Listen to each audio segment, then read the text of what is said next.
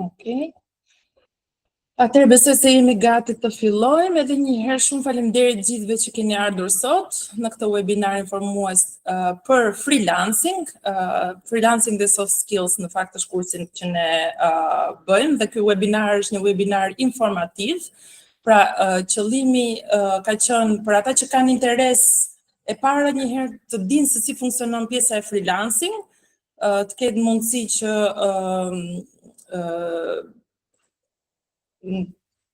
të bëjnë pyetjet e tyre në lidhje me mundësitë e karrierës si freelance apo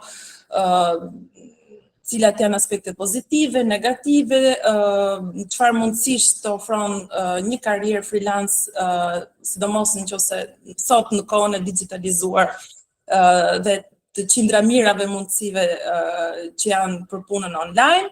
Për ata që janë të interesuar te kursi freelancing specifikisht do kemi mundësi që të përgjigjemi pyetjeve tuaja në lidhje me si zhvillohet kursi, por jo vetëm kjo, çfarë do lloj paqartësie që keni, nëse jeni duke konsideruar një karrierë freelance, ose nuk e dini tamam se çfarë do të thotë të punosh freelance, ky është momenti i dur për të bërë këtë pyetje. Unë dua të prezantohem, pasi nuk e nisa me prezantim. Unë jam Tresi Dimushi, jam menaxherja e programit të trajnimeve të Digital Skills Albania. Ne kemi tashmë u bë disa vite që merremi me pjesën e trajnimeve online për digital skills, pra për aftësi digjitale në fusha si digital marketing, graphic design, web development, freelancing, pra përveç trajnimit për aftësi që sigurojmë punësim, trajnojmë edhe për freelancing për të mësuar të rinjve shqiptar se si mund të aksesojnë punët në nivel global, pra sidomos për ata që janë shumë mirë me gjuhët e huaja, sidomos anglishtën, por jo vetëm. Sot kemi mundësinë fal internetit që të aksesojmë çfarëdo lloj punësh online me klientë ndryshëm nga gjithë bota dhe të tregojmë aftësitë tona. Nëse kemi aftësi digjitale në fushat që sapo thash janë disa ndër më të kërkuara në treg, por jo vetëm, ka edhe aftësi të spektrave të ndryshme, le të themi, që nuk janë patjetër tech jobs në thonjza, të cilat mund të bëhen online pa probleme dhe që ka shumë kërkesë për këtë gjë. Por unë nuk dua të flas shumë, dua vetëm të them, dua të prezantoj Risin, e cila është një nga mentorët tona të freelancing dhe gjithashtu na ndihmon me pjesën e digital marketing dhe social media management në website-et tonë, në social media-t tona, dhe Irisin gjithashtu e kemi zbuluar vetë nga platforma e Fiverr-it, pra është një nga ato successful cases që ne kemi qenë duke kërkuar për një freelancer në kuadër të një projekti të Bankës Botërore që po bënim pikërisht për online work në Shqipëri dhe për të nxitur freelancing në Shqipëri, dhe marrëdhënia me Irisin pra nisi që ne kërkuam një freelancer të suksesshëm që na pëlqente profili, që të kishte besueshmëri, dhe gjetëm në Fiverr Irisin, direkt pati një kimi shumë të mirë edhe filloi të punonte me ne direkt, dhe ja ku jemi sot pas rreth 4-5 vitesh, nuk e mbaj mend sa jam bërë. E kemi si social media digital marketing expert, por edhe një nga mentorët tona të freelancing, e cila sot do ju tregoj pak edhe nga eksperjenca e vet, por edhe të përgjigjet pyetjeve tuaja. Kështu që pa humbur shumë kohë, dua t'ia lë fjalën Irisit dhe t'ju uroj të gjithë një webinar sa më të mbar. Iris, the word is yours. Përshëndetje, si jeni? Atëherë unë jam Irisi, Tresi bani një prezantim të shkurt të punës që bëjon, por unë po flas pak më gjatë për eksperiencën që në fillimet e saj dhe deri ku jena sot.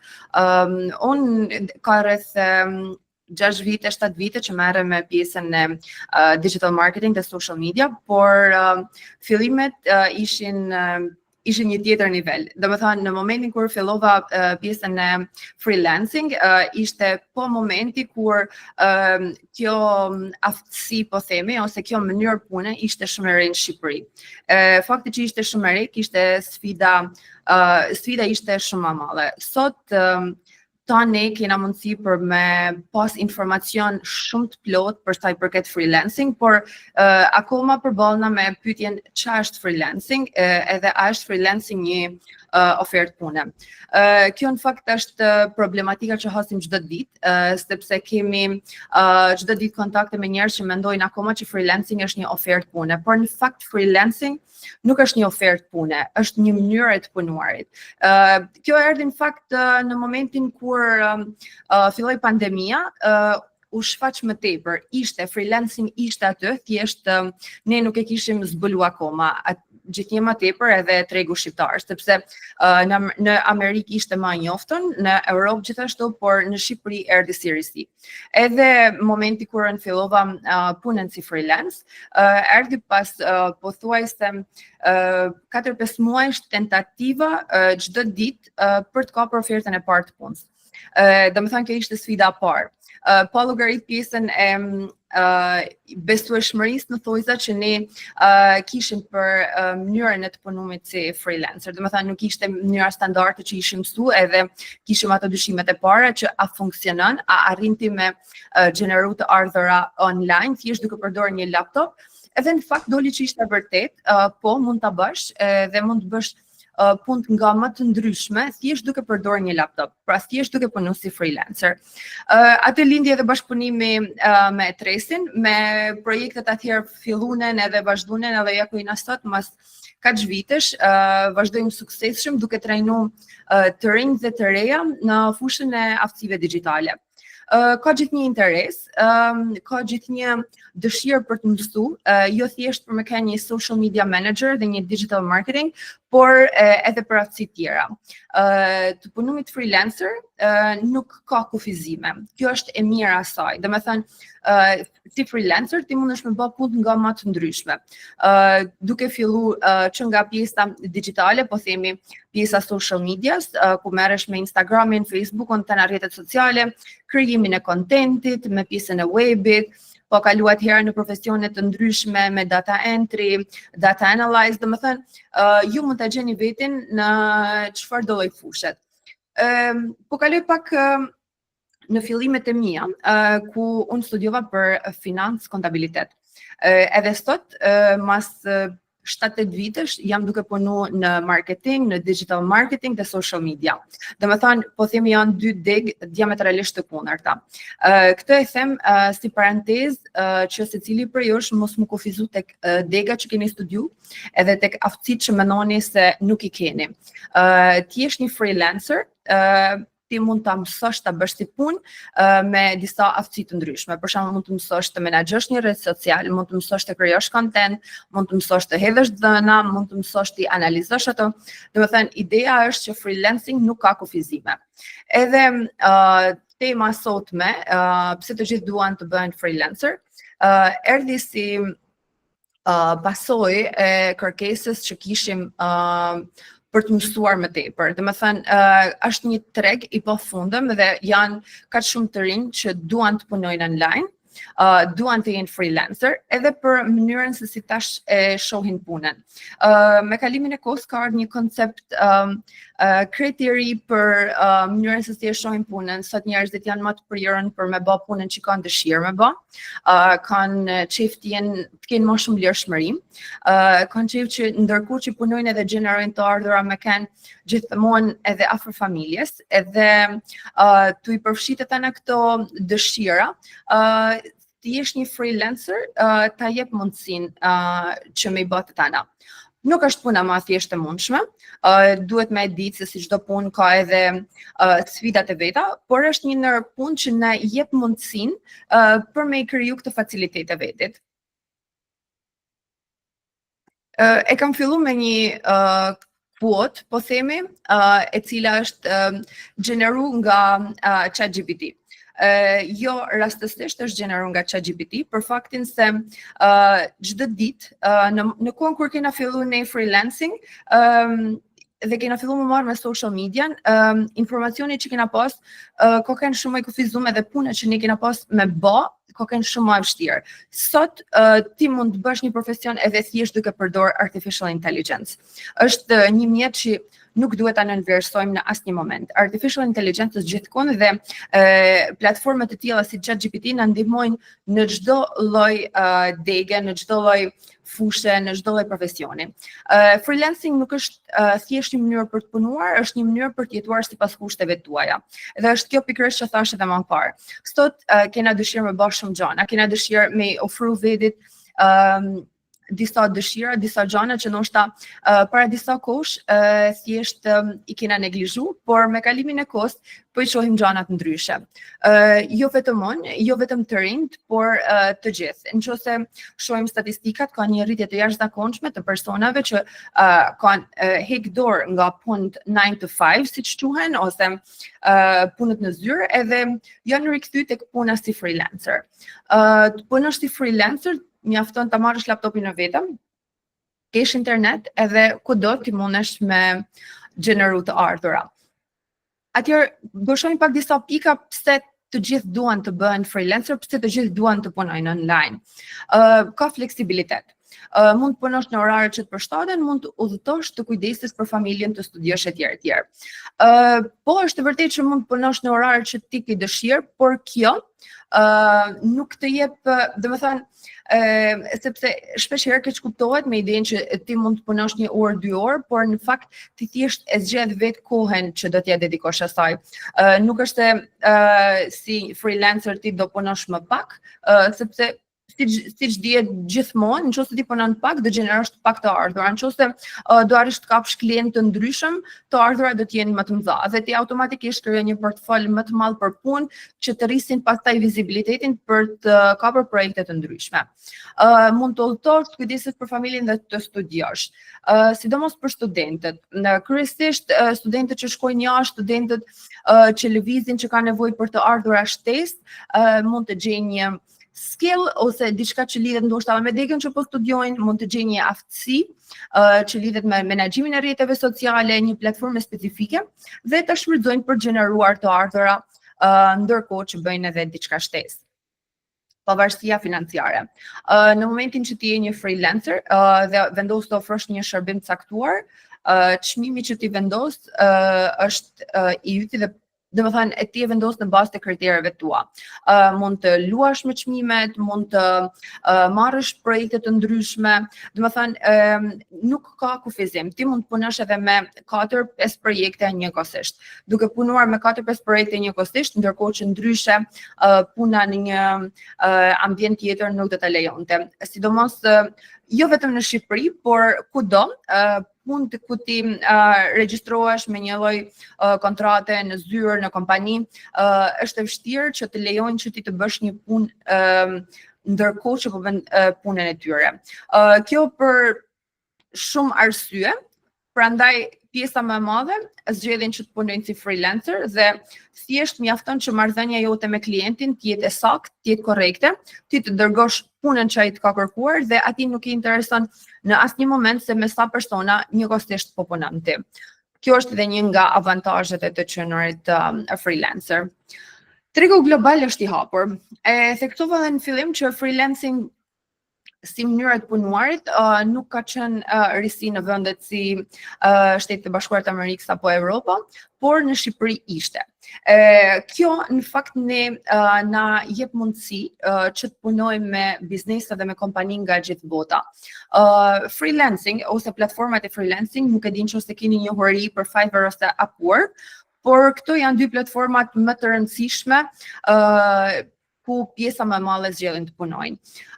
Imagjino një treg I madh ku ka klientë nga gjithë bota.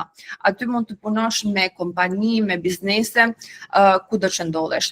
Është një vend, domethënë këto lloj platformash janë një ambient që nuk paragjikojnë. Është shumë e rëndësishme në fakt. Në fillimet e mia kisha shihja një case study, po themi, dhe një person që ishte një djalë, ishte I mbushur me tatuazhe dhe kudo që shkonte për të aplikuar për punë, e kishte shumë të vështirë të pranohej. Për pjesën e pamjes tij. Dhe në një moment caktuar ai vendosi të fillojë edhe të gjejë një punë për ta bërë online. Duke punuar online, të ardhurat e tij u rritën në mënyrë të jashtëzakonshme. Pra, këto ambiente janë për çdo njeri, si për persona me aftësi ndryshe, si për persona me ngjyrë, për persona me detaje, po themi tilla si pjesa e tatuazheve, ku në një ambient tjetër mund të ishin paragjykuar.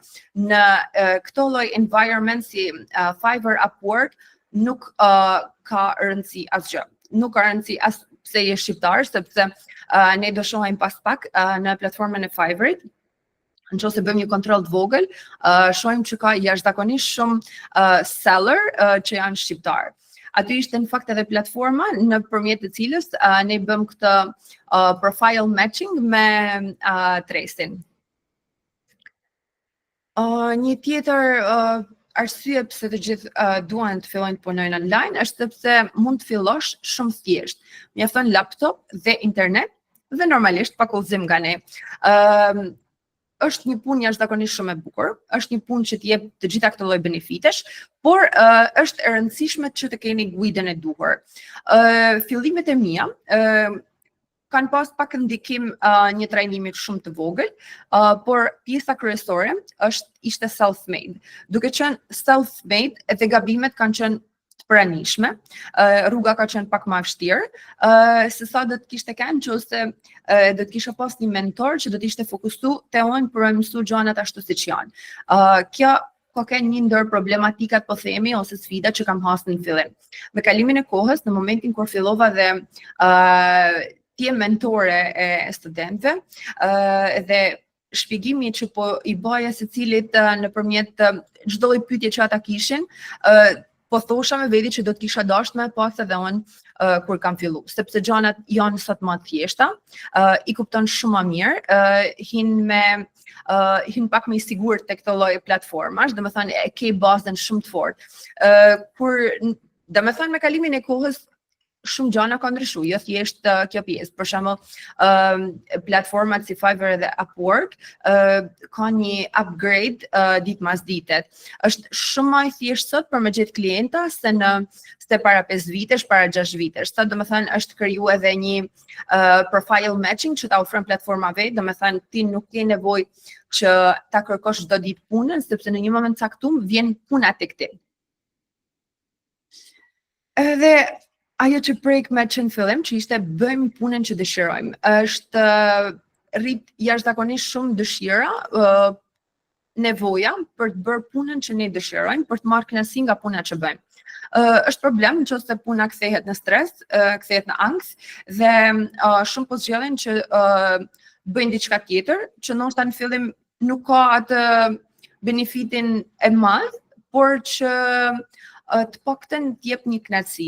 Edhe për mua rrjetet sociale, menaxhimi i tyre, të bërja marketingot online, më jep një kënaqësi të jashtëzakonshme. Edhe them që bëj punën që dëshiroj. A ka mundësi për rritje? Jashtëzakonisht shumë. Jo vetëm pjesa e menaxhimit të rrjeteve sociale, por çdo gjë tjetër që ju mund ta ofroni online, ka gjithmonë një mundësi për të bërë upgrade, ka një mundësi për të rritur, një mundësi për me ofru diçka ekstra. Ju mund ta filloni normalisht, edhe unë kam filluar duke, do të thënë kur më kujtohet puna jam e parë, është shumë qesharake, edhe vlera e saj ka qenë $5. E them tek çdo person që më pyet se si ke filluar me punu online.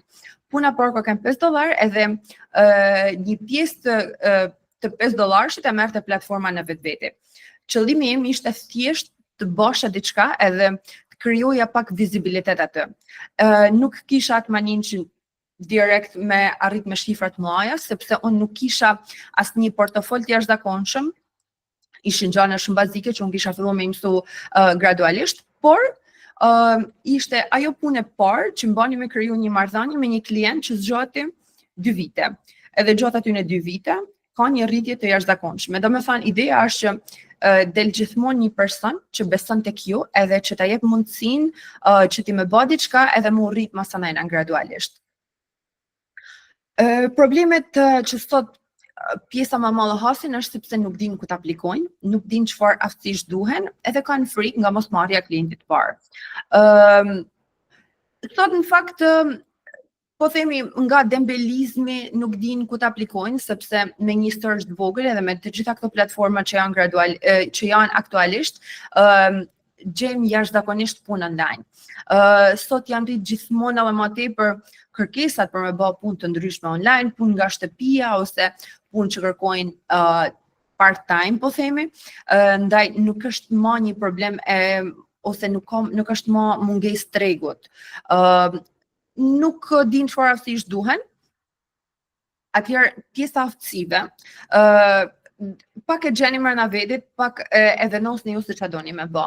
Nëse ju keni dëshirë më fokusu tek pjesa e aftësimit digital, jeni në vendin e duhur. Tek digital skills, te 7 vite ne nxjerrim për çdo muaj studenta të cilët kapin punë me njëherë, studentat të cilët janë të aftë me menaxhu rrjetet sociale, Instagram, Facebook, LinkedIn, TikTok, punojnë online në platformat si Fiverr dhe Upwork, krijojnë website, dhe me thënë të gjitha këto janë mundësi që ju mundeni me 1 muaj, 2 muaj punë, mundeni me mësu edhe automatikisht me e ofru si shërbim që ju e bani. Pra freelancing në vetveti është një mënyrë që ti me ofru shërbimin që ti din, por thjesht online, thjesht nëpërmjet këtyre platformave. Nuk duhet me pas frikë sot nga mosmarrja e klientit parë. Kur ne luftoshim në thojza me platformën e Fiverr në fillim, ku ishte shumë e vështirë për me gjetë klienta, në moment sot janë gjëra shumë të thjeshta, edhe sepse platforma vetë ta ofron këtë profile matching, vetë ta sjell klientin ty. Platforma në vetveti bën një, po themi, rotacion të personave që ofrojnë shërbime, ku të sjell ty në synin e klientave. Ndaj është çdo gjë kaq e mirë menduar, kaq që funksionon në mënyrë perfekte, saqë secili që është aty nuk është rastësisht. Çdo person që shihni që punon online nuk është rastësisht aty. Secili prej tyre ka një punë specifike edhe që gjeneron të ardhurat tonë kohën. Në vetveti, ky webinar ishte pak një parantezë për trajnimin tonë një mujor të freelancing. Sot ishte thjesht një info session ku ne ju përgatisim pak, ju fusim në botën e freelancing dhe pastaj bazat edhe pjesën kryesore ne do ta ezaurojmë me detaje tek kursi jon i freelancing. Kursi i freelancing fillon në 7 prill, pra jemi thjesht 6 ditë larg fillimit të kursit, që keni mundësi të regjistroheni edhe të mësojmë gradualisht çdo hap se si ju do krijoni profilet e tuaja online, se si ju do gjeni edhe atë gjën që ju keni dëshirë për me bë. Do të thënë do gjeni edhe çfarë shërbimi ju do ofroni. Nëse dikush ka dëshirë për menaxhu Instagram, dikush tjetër ka dëshirë për menaxhu Facebook ose platforma të ndryshme, secilat këto platforma ne do t'i studiojmë në mënyrë të detajuar. Do të mësojmë se si me gjetë klientin e parë edhe se si me bë aplikimet për me arrit te klienti. Është shumë e rëndësishme edhe çësia që kena ne ndaj klientit. Në momentin kur duhet me nis një kërkesë, kur duhet me kenë konqiz edhe shumë të saktë ajo që kërkojmë. Të gjitha këto janë detaje që ne do t'i studiojmë gjatë trajnimit tonë një mujor. Ndoshta ju duket pak, ndoshta ju duket shumë, por brenda një muajit ne kena 6 studentë të cilët kanë arrit për me kriju, për me marrë punën e tyre parë edhe në procesin e trajnimit. Nëse ju jeni të disiplinum, që është pika parë dhe kryesore, që ja them çdo studenti ose çdo personi që niset për me bë diçka. Nëse ne nuk kena disiplinën, çdo gjë tjetër ka me çalu. Nëse jena të disiplinum për me arrit diçka, është e pamujtën që mos më ndodh. Është e pamujtën që ti me hi te kjo platformë, me punu edhe mos me marr klient. Nuk ndodh. Është e pamujtën. Kështu që nëse ju vendosni më regjistro, vendosni për me mësu te këtë trajnim, atëherë jam shumë e bindur që secili prej jush në fund të trajnimit, me kalimin e kohës, ka me gjetë punën e tij të parë, edhe ajo ka me kenë thjesht starti i një karriere në freelancing. Diçka tjetër që mendoj që është e veçantë tek kurset e digital skills është edhe seanset e suportit. Krahas orareve ku ne bëjmë trajnimin për ton grupin, kena edhe një orar specifik që është për suportin. Tek pjesa e suportit, çdo detyrë që është dhënë, çdo paqartësi, çdo pyetje, mund ta diskutojmë atë. Mund të kapna me detaje, mund të shohim çdo gjë që ju duhet, që nuk mund ta ezarojmë, po themi brenda 2 orësh të leksionit. Historia ka tregu që ne jena pranë studentave çdo ditë në çdo kohë. Kena kriju edhe një grupe WhatsApp-i që me kanë gjithmonë në kontakt nëse kanë dëshirë për me diskutu diçka ose nëse kanë një problematik, një paqartësi. Jena aty për minimu që në fund të ta ndalim të kënaqur. Kjo pak a shumë është një përmbledhje e atyne pikave që do trajtohen.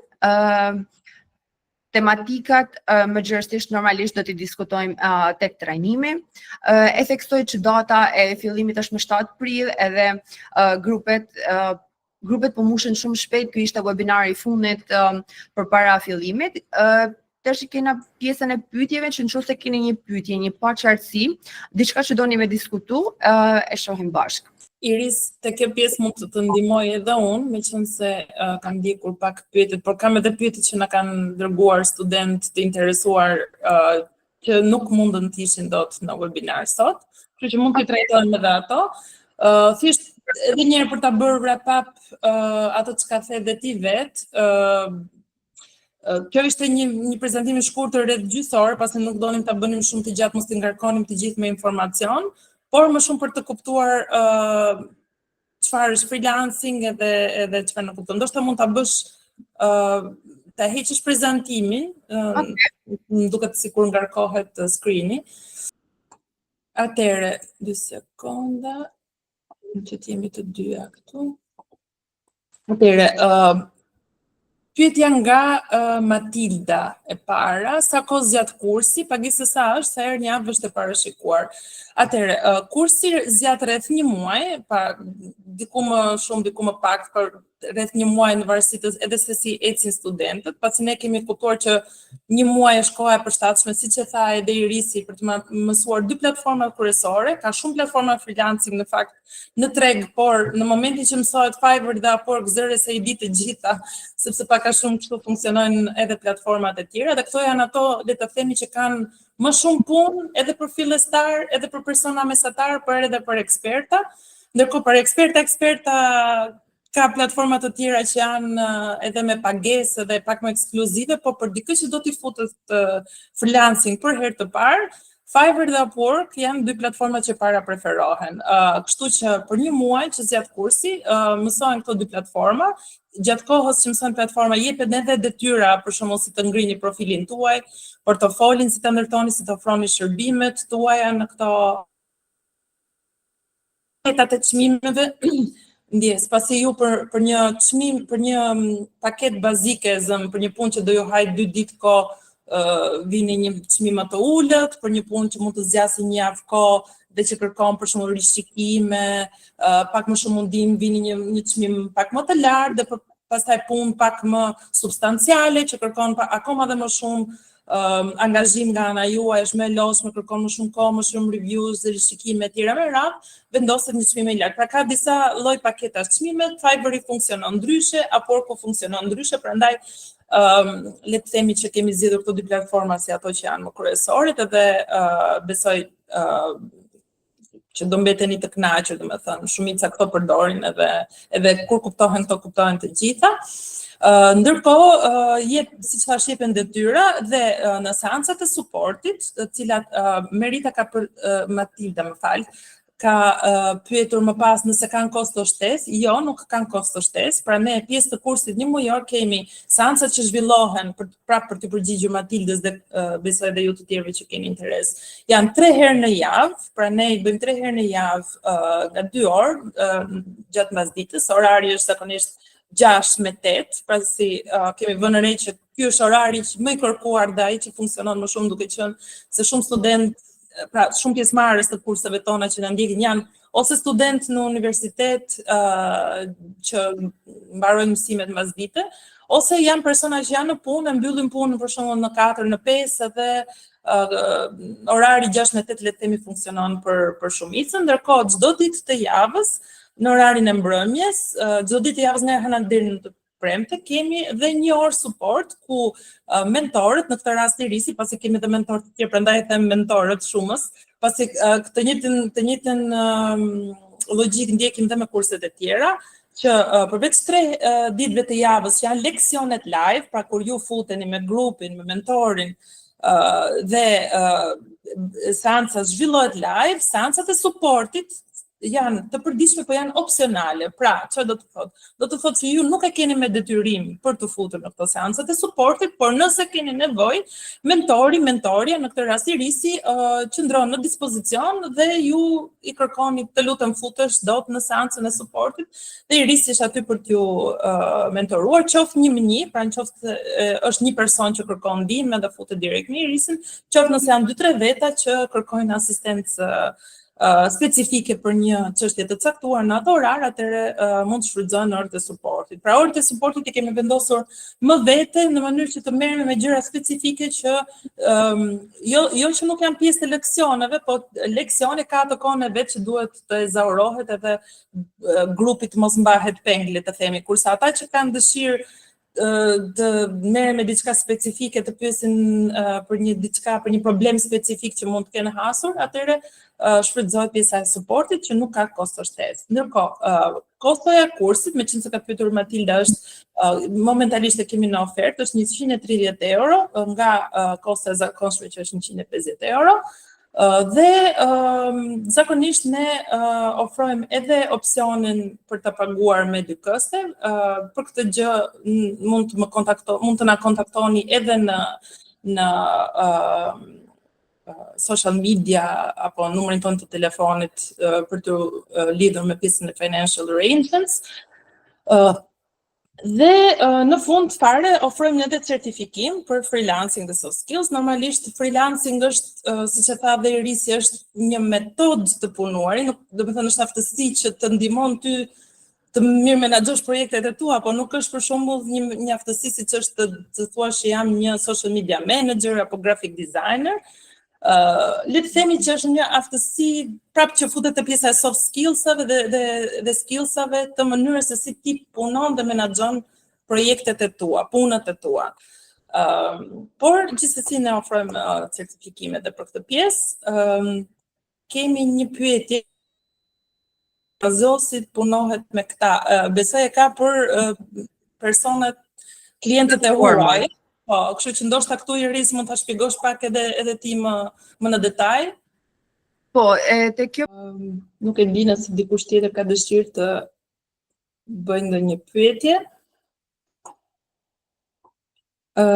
Përndryshe, mund të na shkruani në rrjetet tona sociale ose në numrin tonë në telefonit që gjeni në media sociale dhe edhe gjithashtu me email për çfarëdo lloj informacione që ju nevojitet shtesë, çfarëdo gjëje tjetër që keni dëshirë të informoheni para se të nisi kursi ose për kurset e tjera, ju mirëpresim dhe ju urojmë shumë suksese çfarëdo lloj pune të vendosni të bëni apo nëse doni të punoni freelance ose jo.